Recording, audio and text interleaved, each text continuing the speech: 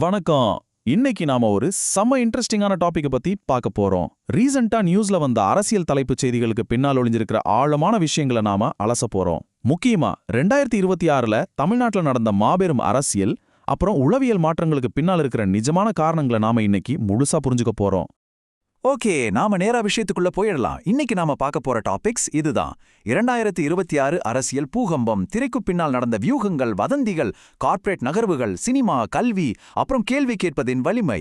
இந்த விஷயங்கள் எல்லாம் எப்படி மாநில தேர்தல்கள்ல ஆரம்பிச்சு கார்ப்பரேட் நிதி உலகத்தோடவும் மனித உளவியலோடவும் கனெக்ட் ஆகுதுன்னு நம்ம பார்க்க போறோம். பகுதி 1. 2026 அரசியல் பூகம்பம். 59 வருஷமா தொடர்ச்சியா நடந்த திராவிட கட்சிகளோட ஆட்சியை முடிவுக்கு கொண்டு வந்த அந்த பெரிய அரசியல் அதிர்வரைகளை பத்தி நாம முதல்ல பார்க்கலாம். 85.1%. கொஞ்சம் யோசிச்சு பாருங்க. இது தமிழ்நாட்டோட தேர்தல் வரலாற்றிலேயே ஒரு மாபெரும் சாதனை. மக்கள் எந்த அளவுக்கு ரொம்ப ஆர்வமா இந்த தேர்தல்ல ஈடுபாடு காட்டியிருக்காங்க அப்படிங்கறத இந்த ஒரே ஒரு நம்பர் நமக்கு ரொம்ப தெளிவா காட்டுது. தவக்கேவோட அந்த வரலாற்று வெற்றிக்கு காரணம் என்னன்னா 35% வாக்கு வங்கியோட அவங்க ஜெயிச்ச 108 இடங்களை தான். ஆரம்பத்துல ஆளுநர் ஆர்லேக்கர் ஆட்சி அமைக்க கூப்பிட கொஞ்சம் தாமதமாச்சு. ஏன்னா அவரு 118 எம்எல்ஏக்களோட ஆதரவு கடிதத்தை கேட்டாரு.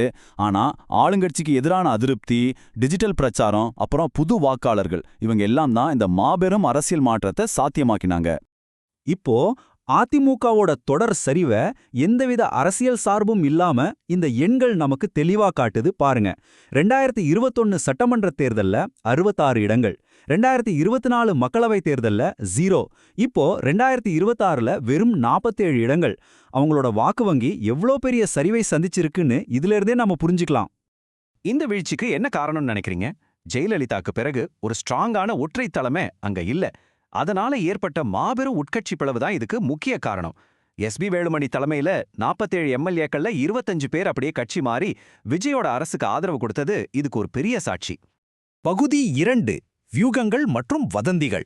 இப்போ நாம கொஞ்சம் திரைக்கு பின்னால் போய் இந்த தலைப்புச் செய்திகளை உருவாக்குன அந்த சீக்ரெட் வியூகங்களை உற்றுநோக்க போறோம். இங்க ஒரு இன்ட்ரெஸ்டிங்கான விஷயம் இருக்கு. திமுகவோட வியூக்குக்கும் தாவேக்காவோட தத்துவத்துக்கும் இருக்கிற வித்தியாசத்தை கவனிங்க. வி சபரிசன் தலைமையிலான திமுகவோட பெண் அப்படிங்கிறது ஒரு டேட்டா அடிப்படையிலான கார்ப்பரேட் அமைப்பு. விளம்பரங்களுக்காக பல கோடிகள் செலவு பண்ணாலும் தொண்டர்களை சரியா அரவணைக்காததால தான் அவங்க தோல்வியை சந்திச்சாங்கன்னு விமர்சிக்கப்படுது. ஆனா மறுபுறம் தாவேக்காவோட ரூட் ஒரு ஏஜென்சி கிடையாது. அது சமத்துவம், மதச்சார்பின்மை, சமூக நீதி, இதை அடிப்படையா கொண்ட ஒரு சித்தாந்தம். ஆட்சி அமைக்கும்போது நிறைய அரசியல் தந்திரங்களும் விசுவாசங்களும் நடந்துச்சு. அமமுகவோட ஒரே எம்எல்ஏஸ் காமராஜ் தாவவேகாவே ஆதரிச்சாரு. இதை டிடிவி தினகரன் குதிரைப்பேரம்னு சொன்னப்போ காமராஜ் தாமாகவே முன்வந்து ஆதரவு கொடுத்த வீடியோவை தாவவேகா ரிலீஸ் பண்ணாங்க. அது மட்டும் இல்லாம தற்காலிக சபாநாயகரான எம்.வி. கருப்பையா விஜய் முதல்வராகணும்னு நேர்த்தி கடன் வச்சு கோயில் கிணத்துல மூழ்கி எழுந்து தன்னோட தீவிர விசுவாசத்தை காட்டினார்னு பாத்துக்கோங்களேன். இது இன்டர்நெட்ல ரொம்ப வைரலான ஒரு சினிமா மூமெண்ட். கோட் படத்துல இயக்குனர் வெங்கட் பிரபு யூஸ் பண்ண TN07CM2026 அப்படிங்கிற நம்பர் பிளேட் நிஜமாவே ஒரு அரசியல் தீர்க்க தரிசனமா மாறிடுச்சு. விஜய் முதல்வரானதும் அந்த ஒரிஜினல் நம்பர் பிளேட்டே அவர் முதல்வருக்கு பரிசளிச்சுது. சினிமாவையும் அரசியலையும் இணைச்ச ஒரு ஃபன்னான விஷயம். விஜய் தன்னோட அண்ணன் இமேஜை வச்சு குழந்தைங்களை மயக்கி வாக்குகளை வாங்கிட்டாருன்னு முன்னாள் முதல்வர் மு.க. ஸ்டாலின் விமர்சிச்சாரு. ஓகே, இதுல எமோஷனல் மார்க்கெட்டிங் இருந்தது என்னவோ உண்மைதான். ஆனா யதார்த்தத்துல ஆளுங்கட்சி மேல இருந்த அதிருப்தி, மாசான டிஜிட்டல் பிரச்சாரம், அப்புறம் நகர்ப்புற இளைஞர்கள், இவங்க தான் இந்த வெற்றியை தீர்மானிச்சாங்க அப்படிங்கறத டேட்டா ரொம்ப தெளிவா சொல்லுது. இதை நாம நடுநிலையா பார்க்கணும். பகுதி 3. கார்ப்பரேட் நகர்வுகள் மற்றும் வதந்திகள். அரசியல் மாறும்போது ஏழற பொருளாதார தாக்கங்களை பத்தியும் சில கார்ப்பரேட் வதந்திகளை பத்தியும் நாம இப்போ கிளியர் பண்ணிக்கலாம். விஜய் முதல்வரானதுனால ஓசூருக்கான 15,000 கோடி ரூபாய் ஏஎம்சிய பாதுகாப்பு திட்டம் ஆந்திராவுக்கு போயிடுச்சுன்னு ஒரு ரூமர் பரவுச்சு. ஆனா அது உண்மை இல்லைங்க.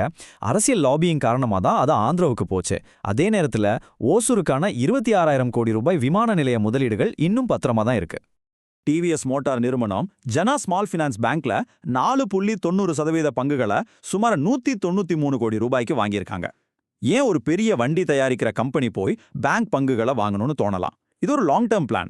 வண்டி விற்கிறதோட சேர்த்து கஸ்டமர்ஸ்க்கு ஒரு முழுமையான நிதி சேவை எக்கோ சிஸ்டத்தை உருவாக்குறதுக்கான வியூகம் இது. ஆக இங்க முக்கியமான புள்ளி என்னவென்றால் டாபர் நிறுவன சிஇஓ மோஹித் மல்ஹோத்ரா ஜிஎஸ்டியை அட்டாக் பண்ணாருங்கிற ஒரு கட்டுக்கதையை நாம உடைக்கணும். அவர் ஜிஎஸ்டியை விமர்சிக்கல, ஹஜ்மோலா மேல இருந்த வரி சர்ச்சை பற்றியும் வரியமைப்பு மாற்றம் எப்படி மக்களை பாதிச்சதுன்னு தான் பேசினாரு. முக்கியமா உலகளாவிய போர்னால ஏற்பட்ட பணவீக்கம், 5% ஜிஎஸ்டி வரி குறைப்பால கிடைச்ச நன்மைகளை எப்படி காலி பண்ணிடுச்சுங்கிற யதார்த்தத்தை தான் அவர் சுட்டிக்காட்டினார். பகுதி 4 சினிமா, கல்வி மற்றும் கரிஸ்மா. இப்போ நாம ரொம்ப முக்கியமான உளவியல் பகுதிக்கு வரப்போறோம். தலைமை அப்புறம் சமூகம் பத்தி சில ஆழமான கேள்விகளை நாம கேட்க போறோம். மேக்ஸ் வெபரோட கரிஸ்மா, அதாவது கவர்ச்சி அப்படிங்கிறதுக்கான விளக்கம் என்ன தெரியுமா? மக்கள் ஒருத்தர தெய்வீக தூதுவனாகவோ இல்ல மாற்றத்தை கொண்டு வரவரா நம்ப வைக்கிற திறன்தான் கரிஸ்மா. இதுக்கு ஒரு தெளிவான பார்வையும் ஒரு போராட்ட கதையும் தேவைப்படும்.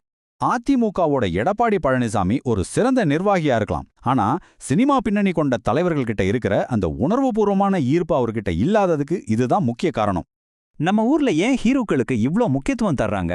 வரலாற்றை எடுத்துக்கிட்டா திராவிட இயக்கம் சினிமாவை ஒரு பவர்ஃபுல்லான அரசியல் கருவியா பயன்படுத்துச்சு. சினிமா மக்களோட மனசுல இருக்கிற வெற்றிடத்தை நிரப்புது. ஆனா கல்வியை இது இன்னும் மாத்தலன்னு நீங்க கேட்கலாம். ஏன்னா நம்ம கல்வி முறை என்ன யோசிக்கணும்னு சொல்லிக் கொடுக்குதே தவிர எப்படி யோசிக்கணும்னு சொல்லிக் கொடுக்கல. ஊடக கல்வி அறிவும் விமர்சன ரீதியா சிந்திக்கிற பழக்கமும் இங்க ரொம்ப குறைவுதான். கார்ல் ராஜர்ஸ் ரொம்ப அழகா ஒன்னு சொல்லியிருக்காரு. பெரும்பாலான மனிதர்கள் மற்றவர்களின் எதிர்பார்ப்புகளால் கட்டப்பட்ட சிறையில தான் வாழ்கிறார்கள். கொஞ்சம் யோசிச்சு பாருங்க. இன்றைய கல்வி முறை சுய அடையாளத்தை விட மத்தவங்க சொல்றத கேட்கறது தான் நம்ம மேல திணிக்குது அப்படிங்கறத இது ரொம்ப ஆழமா உணர்த்துது இல்லையா? இப்போ கவன ஈர்ப்பு பொருளாதாரம், அதாவது அட்டென்ஷன் எக்கானமி எப்படி வேலை செய்யுதுன்னு பாருங்க. பிப்ரவரி 2026ல விஜயோட மனைவி சங்கீதா விவாகரத்தை கேட்டாங்கன்னும், மார்ச்ல விஜயும் த்ரிஷாவும் பப்ளிக்கா வெளியே வந்தாங்கன்னும் சோஷியல் மீடியாவில் செய்திகள் காட்டுத்தீயா பரவிச்சு. நிஜமான அரசியல் கொள்கைகளை விட இது மாதிரியான தனிப்பட்ட சர்ச்சைகளை தான் அல்காரிதம்கள் அதிகமாக கிளிக்ஸ் வாங்க பயன்படுத்துது. இதுதான் மக்களோட கவனத்தை உண்மையான விஷயங்கள்ல இருந்து திசை திருப்புது. பகுதி 5 கேள்வி கேட்பதின் வலிமை. இதுதான் நம்மளோட கடைசி பகுதி. மனுஷங்களோட சிந்தனைய புரிஞ்சுக்க ஒரு செம்ம இன்ட்ரெஸ்டிங்கான டெக்னாலஜி கான்செப்டை நாம இப்போ உருவகமா பார்க்க போறோம். டேனியல் கான்மேனோட தியரியை எடுத்துக்குவோம். சிஸ்டம் 1 அப்படிங்கிறது ரொம்ப ஃபாஸ்டானது, எமோஷனலானது, அப்புறம் கூட்டத்தோட சேர்ந்து போறது. அதனால தான் மக்கள் தலைவர்களை கண்மூடித்தனமா ஃபாலோ பண்றாங்க. ஆனா சிஸ்டம் 2 ரொம்ப ஸ்லோவானது, லாஜிக்கலானது, அப்புறம் கேள்விகள் கேட்கக்கூடியது. உண்மையை சொல்லணும்னா இப்படி விமர்சன ரீதியா சிந்திக்கும்போது நம்ம மூளைக்கு ரொம்ப சோர்வா இருக்கும். அதனால தான் நாம கேள்விகள் கேட்கறத தவிர்க்கிறோம். அடுத்த பகுதிக்கு நகர்ந்து இது எப்படி கட்டமைக்கப்படுதுன்னு பார்ப்போம். ஒரு ஆர்டிஃபிஷியல் இன்டெலிஜென்ஸ்ல ப்ராம்ப்ட்ஸ் அல்லது உள்ளீடுகள் யூசருக்கு சொந்தமானது. அதை நம்ம எப்ப வேணாலும் எடிட் பண்ணலாம். ஆனா அதிலிருந்து வர்ற பதில்கள் ஏஐ உருவாக்குறது. அந்த டேட்டாவோட நம்பகத்தன்மைக்காக அதை நாம நேரடியா எடிட் பண்ண முடியாது. இதை வச்சு நாம என்ன புரிஞ்சுக்கலாம்? இது நம்ம சமூகத்துக்கான ஒரு மாபெரும் உருவகம். நாம கொடுக்கிற உள்ளீடுகளை நாம கேள்வி கேட்கிறோமா இல்ல வர்ற வெளியீடுகளை அப்படியே ஏத்துக்கிறோமா? நம்மோட அரசியல் வெளியீடுகளை மாத்தணும்னா முதல்ல நம்மோட கல்வி முறைங்கிற உள்ளீடுகளை நாம எடிட் பண்ணியாகணும். கரெக்டான கேள்விகள் கேட்கும்போதே உண்மையான மாற்றம் தொடங்கும். சோ நீங்க எந்த சிஸ்டத்துல சிந்திக்கிறீங்க? கொஞ்சம் யோசிச்சு பாருங்க. மீண்டும் இதே மாதிரி ஒரு செம்மையான டாபிக்கோட உங்களை சந்திக்கிறேன். பாய்.